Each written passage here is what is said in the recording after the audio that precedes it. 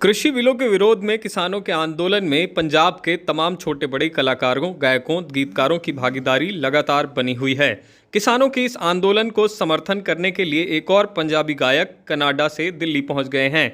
आंदोलन को नए तेवर और ताप देने वाली नई रंगत लेकर पंजाबी गायक गुडलक कनाडा से दिल्ली पहुंचे हैं। गुडलक पंजाबी रैपर जिनके इंटरनेट पर लाखों फॉलोअर हैं, वो किसान आंदोलन को सपोर्ट करने के लिए खास कनाडा से दिल्ली आए हैं। दिलजीत दोसांझ, बब्बू मान और सिद्धू मूसेवाला के बाद अब पंजाबी गायक रैपर गुडलक दिल्ली में किसान आंदोलन को अपना समर्थन देंगे और ये 7 समंदर पार कर गुडलक राजधानी दिल्ली पहुंच गए हैं। कनाडा से दिल्ली पहुंचे पंजाबी सिंगर गुडलक ने किसान आंदोलन को लेकर केंद्र सरकार पर निशाना साधा। मीडिया से बातचीत करते हुए गुडलक ने कहा कि जो दिल्ली के बॉर्डर पर दिन रात बैठे हुए हैं वो हमारे देश के किसान हैं, वो हमारे अन्नदाता हैं। हमारी सरकार भले ही उनके बारे में नहीं सोच रही, लेकिन हमें ज़रूर उनके बारे में सोचना चाहिए। आपको बता दें कि कनाडा में अपने सारे कामकाज छोड़कर गुडलक दिल्ली पहुंचे हैं। वो यहां से सबसे पहले पंजाब जाकर गुरुद्वारे में मत्था टेकेंगे और अपने बाकी साथियों के साथ दोबारा सिंधु बॉर्डर पर पहुंचकर किसान आंदोलन को अपना समर्थन देंगे।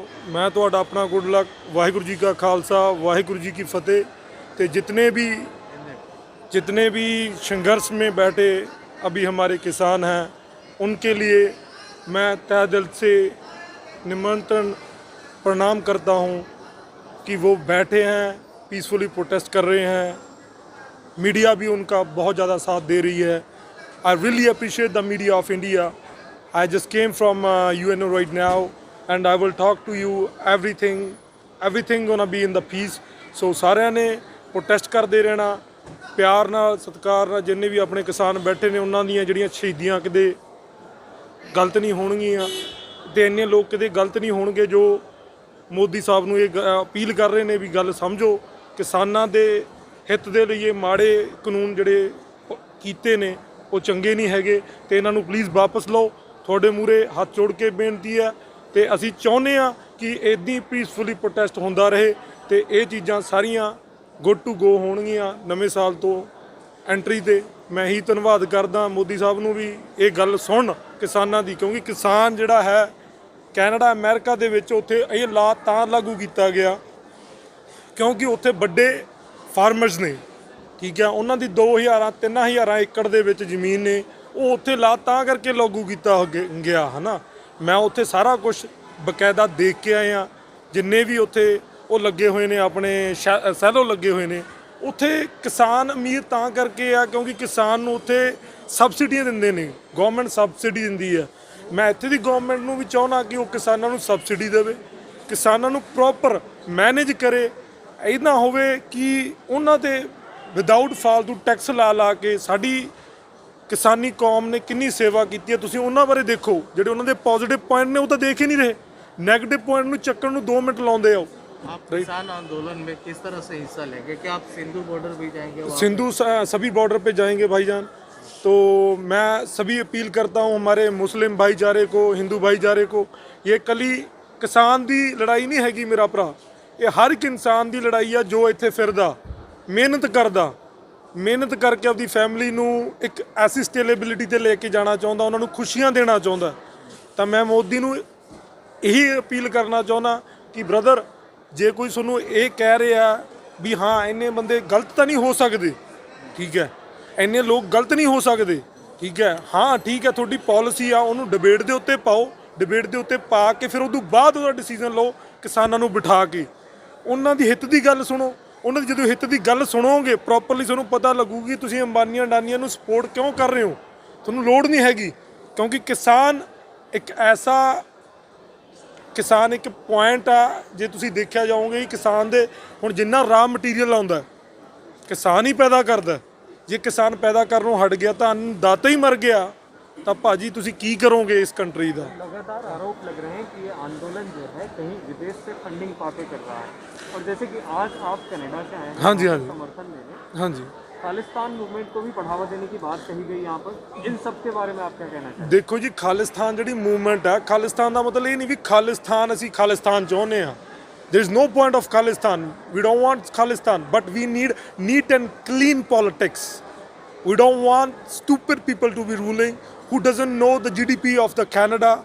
Or right now you could check GDP of Canada. It's going really up because they are giving a good facility to all the public who are living over there. But Modi ਸਾਹਿਬ ਤੁਸੀਂ facility ਦੇਣ ਦੇ ਚੱਕਰ ਦੇ ਵਿੱਚ ਇਹ ਨਾ ਸੋਚੋ ਕਿ ਅਸੀਂ ਉਹੀ ਪੁਰਾਣਾ ਟਾਈਮ ਇਸ ਚੀਜ਼ ਦੇ ਸੰਘਰਸ਼ ਦੇ ਵਿੱਚ ਆਰੋਪ ਇਕੱਠੇ ਕਰਕੇ ਇੱਕ ਕਿਸਾਨ ਉੱਤੇ ਲਾ ਦਾਂਗੇ। ਮੈਂ ਇੱਕ ਰੈਪ ਲਿਖਿਆ ਸੀਗਾ, ਤੁਹਾਡੇ ਰੂਬਰੂ ਕਰਨਾ ਚਾਹੂੰਗਾ ਜੇ ਤੁਹਾਨੂੰ ਵਧੀਆ ਲੱਗੇ। ਕਹਿੰਦਾ ਗਲੀਆਂ ਦੇ ਮੁੰਡੇ ਕੌਣ ਵੇਖ ਵਿੱਚ ਪਰਦੇਸੀ ਮੁੰਡੇ ਮੇਰੀ ਬੀਟ ਵਜਾਉਣ, ਉਹੀ ਮੇਰੇ ਯਾਰ ਤੇ ਉਹੀ ਮੇਰੀ ਬੈਕਬੋਨ। ਮੈਨੂੰ ਕਰਦੇ ਰਹਿਣ ਸਪੋਰਟ ਮੇਰੇ ਫੈਮ ਜਿਹੜੇ ਜੰਗਲਾਂ ਦੇ ਵਿੱਚ ਬਿਨਾਂ ਹਥਿਆਰ ਰਹਿਣ। ਮੇਰੀ ਰੂਹ ਦੁਸ਼ਮਣਾਂ ਨੂੰ ਕਬਰਾਂ 'ਚ ਕਰੇ ਤੰਗ, ਮੈਂ ਚੱਕ ਲਈ ਕਲਮ ਰੂਹ ਨੂੰ ਦਿੱਤਾ ਨਵਾਂ ਰੰਗ। ਮੇਰੀ ਸੋਚ ਨੂੰ ਸੋਚ ਮੀਡੀਆ ਕਸੂਗੀ ਵਿਅੰਗ। ਗੁਰੂ ਮੇਰਾ ਇੱਕ ਹਿਊਮੈਨਿਟੀ ਤੇ ਪੋਇਟਰੀ ਦਾ ਸੱਚਾ ਅੰਗ, ਇੱਕੋ ਗੱਲ ਕਹਿਣ ਤੇ ਕਹਿਣ ਜੋ ਵੀ ਮੇਰੇ ਨਾਲ ਰਹਿਣ। ਮੇਰੀ ਸੋਚ ਦੇ ਇਰਾਦੇ 100 ਜਨਮਾਂ ਤੱਕ ਜ਼ਿੰਦਾ ਰਹਿਣ। ਵੈਰੀ ਮੇਰੇ ਸੜਦੇ ਰਹਿਣ ਨੋਟਾਂ ਦੀ ਥਾਂ, ਉਹ ਸਾਲੇ ਤੂੰ ਪੁੱਛੇ ਮੇਰੀ ਇਮਾਨ ਦੀ ਪਹਿਚਾਨ। ਮੈਂ ਲੱਖਾਂ ਕਰਾਂ ਦਾਨ ਮੇਰੇ ਯਾਰ ਮੇਰੇ ਨਾਲ, ਖੁਦਾ ਦਾ ਪੈਗਾਮ ਹੁਣ ਗਲੀਆਂ 'ਚ ਗੂੰਜੂ। ਗੁੱਡ ਲੱਕ ਦਾ ਵੀ ਨਾਮ ਨੇਗਾ, ਗੁੱਡ ਲੱਕ ਦਾ ਵੀ ਨਾਮ। ਸੋ ਇਹ ਮੈਂ ਥੋੜੀ ਸ਼ਮੂਲੀਅਤ ਲਿਖ ਕੇ ਇਹ ਚੀਜ਼ ਕੀਤੀ ਆ ਜੋ ਪੀਸਫੁਲੀ ਪ੍ਰੋਟੈਸਟ ਹੋ ਰਿਹਾ, ਬਿਨਾਂ ਹਥਿਆਰਾਂ ਤੋਂ ਹੋ ਰਿਹਾ। ਤੇ ਮੈਂ ਇਹੀ ਚਾਹੂੰਗਾ ਸਾਰੇ ਜਿੰਨੇ ਮੇਰੇ ਕਿਸਾਨ ਵੀਰ ਨੇ ਉਹ ਸਾਰੇ ਪੂਰੀ ਜ਼ੋਰ ਲਾ ਕੇ ਰੱਖੋ, ਕੋਈ ਟੈਨਸ਼ਨ ਨਾ ਲਓ ਕਿ ਤੁਸੀਂ ਵੀ ਮੋਦੀ ਤੁਸੀਂ ਵਿਨ ਕਰੋਗੇ। ਸੰਘਰਸ਼ ਹਮੇਸ਼ਾ ਵਿਨਰਸ ਦਾ ਹੁੰਦਾ, ਠੀਕ ਹੈ। ਇਹ ਨਾ ਸੋਚੋ ਵੀ ਹਾਂ ਆਪਾਂ ਹਟ ਜਾਾਂਗੇ। ਤੁਹਾਨੇ ਆਲਰੇਡੀ ਇਰਾਦੇ ਜਿਹੜੇ ਬਹੁਤ ਮਜ਼ਬੂਤ ਕੀਤੇ ਹੋਏ ਨੇ। ਤੁਹਾਡਾ ਭਰਾ ਆ ਗਿਆ ਤੁਹਾਡੇ ਨਾਲ, ਤੇ ਜਦ ਗੁੱਡ ਲੱਕ ਦੀ ਬਲੈਸਿੰਗਸ ਨੇ ਤਾਂ ਪਰਮਾਤਮਾ ਚੜ੍ਹਦੀ ਕਲਾ ਬਖਸ਼ੂਗਾ, ਠੀਕ ਹੈ। ਪੰਜਾਬ ਦੀ ਧਰਤੀ ਤੇ ਭਾਰਤ ਦੀ ਧਰਤੀ ਤੇ ਮੈਂ ਚਾਹੁੰਦਾ ਕਿ ਉੱਥੇ ਸਾਰੀਆਂ ਚੀਜ਼ਾਂ ਵਧੀਆ ਹੋਣ।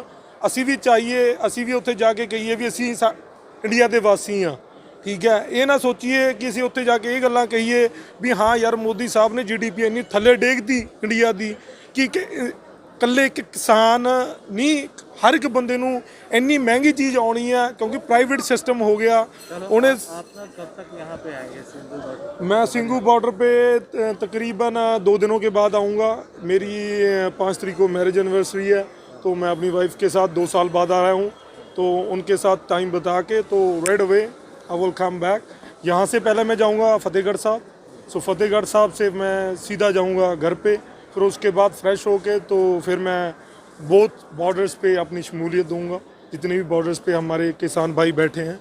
और परमात्मा करे सारा कुछ पॉजिटिव होगा तो मोदी साहब समझणगे तो ਆਪਾਂ ਉਹਨਾਂ ਨੂੰ ਪੈਗਾਮ ਪਹੁੰਚਾਤਾ ਇਸ ਮੀਡੀਆ ਦੇ ਜ਼ਰੀਏ।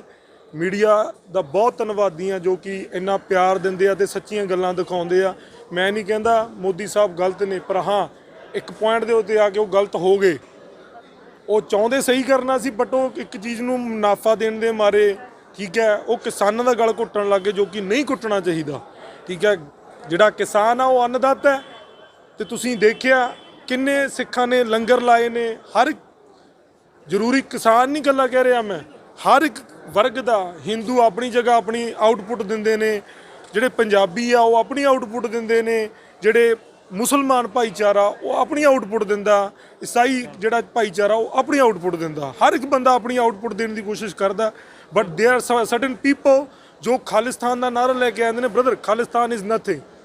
ਸੋ just we need Modi to think about the farmers. No meaning of Khalistan. Khalistan ਦਾ ਮਤਲਬ ਇਹ ਨਹੀਂ ਹੈਗਾ ਅਸੀਂ ਚਾਹੁੰਦੇ ਖਾਲਿਸਤਾਨ। ਖਾਲਿਸ ਦਾ ਮਤਲਬ ਹੁੰਦਾ ਕਿ ਖਾਲਿਸ ਸੋਚ ਖਾਲਿਸ ਹੋਣੀ ਚਾਹੀਦੀ ਆ, ਜਿਹਦੇ ਵਿੱਚ ਕਿ ਨੀਟ ਐਂਡ ਕਲੀਨ ਪੋਲੀਟਿਕਸ ਚਾਹੀਦੀ ਹੈ ਸਾਨੂੰ ਇੰਡੀਆ ਦੇ ਵਿੱਚ, ਜੋ ਕਿ ਮੋਦੀ ਬਾਰੇ ਅਸੀਂ ਸੋਚਦੇ ਸੀ, ਬਟ ਕਿਤੇ ਨਾ ਕਿਤੇ ਕਰਪਸ਼ਨ ਦੇ ਚਾਰजेस ਜਿਹੜੇ ਉਹਨਾਂ ਦੇ ਲੀਡਰਾਂ ਦੇ ਉੱਤੇ ਨੇ, ਤੇ ਉਹਨਾਂ ਦੇ ਉੱਤੇ ਖਾਸ ਕਰਕੇ ਉਹਨੇ ਉਹ ਜਿਹੇ ਲੀਡਰ ਅਮਿਤ ਸ਼ਾਹ ਵਰਗੇ ਹਾਇਰ ਕੀਤੇ ਹੋਏ ਨੇ, ਉਹਨਾਂ ਦੇ ਬਕਾਇਦਾ ਪੁਰਾਣੀਆਂ ਰਿਕਾਰਡਾਂ ਚੈੱਕ ਕਰਨ ਤੇ ਉਹਨਾਂ ਬਾਰੇ ਤਹਿਕੀਕਾਤ ਕਰੋ। ਫਿਰ ਗੱਲਾਂ ਕਰਦੇ ਹਾਂ ਆਪਾਂ, ਬੈਠ ਕੇ ਡਿਬੇਟ ਕਰਦੇ ਹਾਂ ਕਿਸਾਨਾਂ ਨਾਲ, ਤੇ ਫਿਰ ਉਸ ਤੋਂ ਬਾਅਦ ਮੁੱਦੇ ਦਾ ਹੱਲ ਸਕਿੰਟਾਂ 'ਚ ਨਿਕਲੂਗਾ। ਤੇ ਉਦੋਂ ਤੱਕ ਲਈ ਰੱਬ ਰਾਖਾ। ਵਾਹਿਗੁਰੂ ਜੀ ਕਾ ਖਾਲਸਾ, ਵਾਹਿਗੁਰੂ ਜੀ ਕੀ ਫਤਿਹ। ਬੋਲੇ ਸੋ ਨਿਹਾਲ, ਸਤਿ ਸ੍ਰੀ ਅਕਾਲ।